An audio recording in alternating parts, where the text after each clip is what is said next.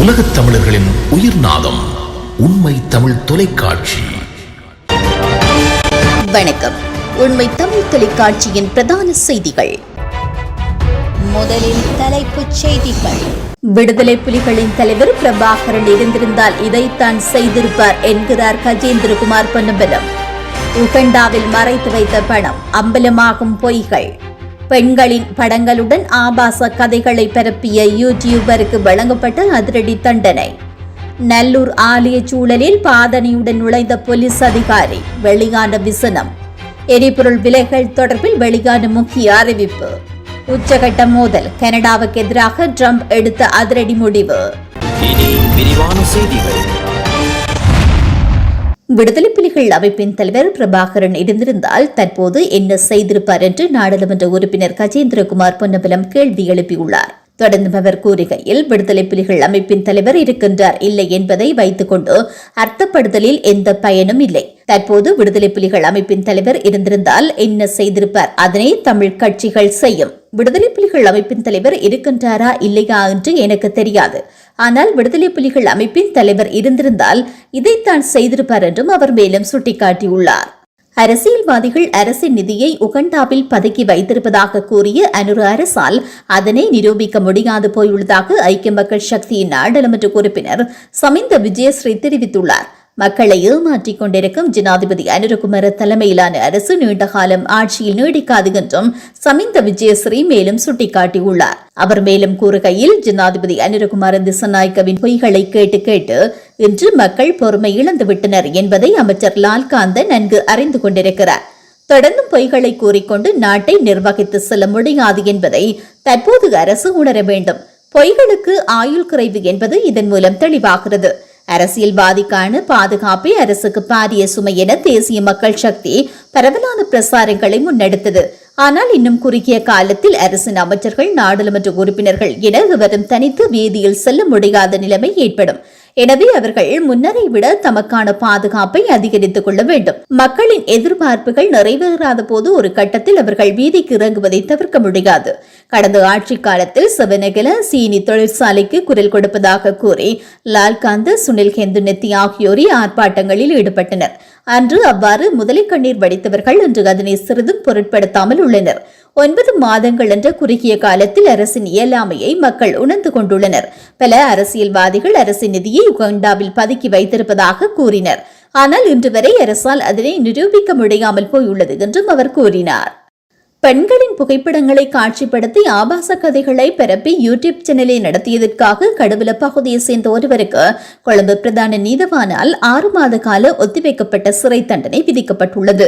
குற்றப்புலனாய்வு துறையின் கணனி குற்றப்புலனாய்வு பிரிவினரால் தாக்கல் செய்யப்பட்ட வழக்கில் பிரதிவாதியாக இருந்த திமுத்து சாமர என்ற நபருக்கு 5 ஆண்டுகளுக்கு ஒத்திவைக்கப்பட்ட 6 மாத கால சிறை தண்டனை விதிக்கப்பட்டது. கொழும்பு பகுதியில் உள்ள பாடசாலை ஆசிரியை ஒருவர் அளித்த முறைப்பாட்டின் அடிப்படையில் கணனி குற்றப்புலனாய்வு பிரிவு இந்த வழக்கை தாக்கல் செய்தது.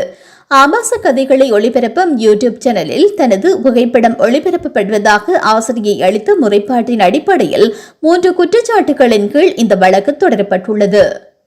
வரலாற்று சிறப்புமிக்க நல்லூர்கந்தன் ஆலய பெருந்திருவிழா ஆரம்பமாகி நடைபெற்று வருகிறது. இந்த நிலையில் போலீஸ் அதிகாரியொருவர் இன்று காலணியுடன் ஆலய வளாகத்தினுள் நடமாடியதை அவதானிக்க முடிந்ததாக எமது செய்தியாளர் தெரிவித்தார். இதுகுறித்து ஆலய தரப்பினர் ஏன் மௌனம் காக்கின்றனர் என மக்கள் கேள்வி எழுப்பியுள்ளனர். பக்தர்கள் அங்க பிரதிஷ்டை செய்வதனால் குறித்த பகுதிக்குள் காலணியோடு நுழைவதற்கு அனுமதி கிடையாது. மேலும் வெளிநாட்டு தூதுவர்களோ அமைச்சர்களோ உயர் அதிகாரிகளோ வந்தால் கூட உரிய முறைப்படி காலணிகளை அதற்குரிய இடங்களில் கலற்றிவிட்டுத்தான் ஆலய வளாகத்தினுள் உள்நுழைவது பழமை. இவ்வாறான சூழ்நிலையில் குறித்து போலீஸ் அதிகாரி காலணியுடன் உள்ளே நுழைந்தமை மக்கள் மத்தியில் விசனத்தை ஏற்படுத்தியுள்ளது. திருவிழா ஆரம்பமான அன்றைய தினம் ராணுவ வாகனம் ஒன்று அத்துமீறி ஆலய வளாகத்தினுள் நுழைந்து சர்ச்சையை ஏற்படுத்தி இருந்தமையும் குறிப்பிடத்தக்கது. ஆகஸ்ட் மாதத்திற்கான எரிபொருள் விலையில் எந்த மாற்றமும் இருக்காது என்று இலங்கை பெட்ரோலிய கூட்டுத்தாபனம் அறிவித்துள்ளது. எரிபொருள் சில்லறை விலைகளில் மாதாந்திர திருத்தம் செய்யப்படுவதற்கிணங்க இந்த அறிவிப்பு விடுக்கப்பட்டுள்ளது.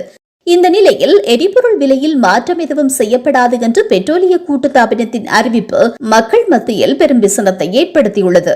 கடந்த ஜூன் மாதம் 30ஆம் தேதி மேற்கொள்ளப்பட்ட எரிபொருள் விலையில் திருத்தங்களின்படி தற்போது லங்கா ஆட்டோ டீசல் ஒரு லிட்டரின் விலை 289 ரூபாவாக பதிவாகியுள்ளது. போக்குவரத்து, அத்தியாவசிய பொருட்களின் விலைகள் உள்ளிட்ட அனைத்து சேவைகள் மற்றும் பொருட்களின் விலைகள் அதிகரிக்கப்பட்டு பொதுமக்கள் வாழ்வாதாரத்தினை கொண்டு செல்வதற்கு திணறி வரும் நிலையில் எரிபொருட்களின் விலைகள் மாற்றமின்றி காணப்பட்டால் மேலும் விலை அதிகரிப்புகளுக்கான சாத்தியம் என்று மக்கள் தெரிவிக்கின்றனர். கனடாவுடன் வர்த்தக ஒப்பந்தத்தை முன்னெடுப்பது மிகவும் கடினமானது என்று அமெரிக்க ஜனாதிபதி டொனால்ட் ட்ரம்ப் தெரிவித்துள்ளார்.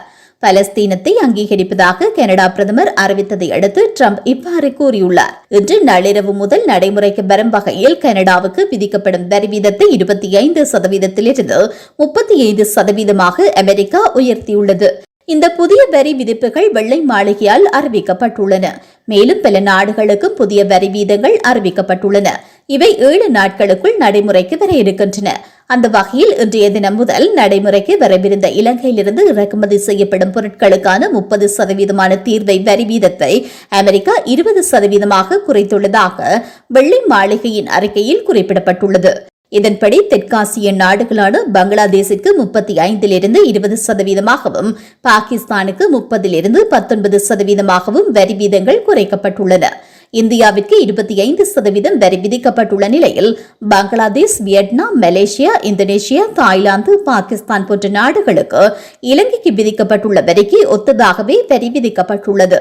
இவ்வாறான நிலையில் கனடாவின் ஏற்றுமதிகள் மீதான வரி 25%இலிருந்து 35% உயர்த்தப்பட்டுள்ளதாக சர்வதேச செய்திகள் தெரிவிக்கின்றன. மீண்டும் தலைப்புச் செய்திகள். விடுதலை புலிகளின் தலைவர் பிரபாகரன் இருந்திருந்தால் இதைத்தான் செய்திருப்பார் என்கிறார் கஜேந்திரகுமார் பொன்னம்பலம். உகண்டாவில் மறைத்து வைத்த பணம், அம்பலமாகும் பொய்கள். பெண்களின் படங்களுடன் ஆபாச கதைகளை பரப்பிய யூடியூபருக்கு வழங்கப்பட்ட அதிரடி தண்டனை.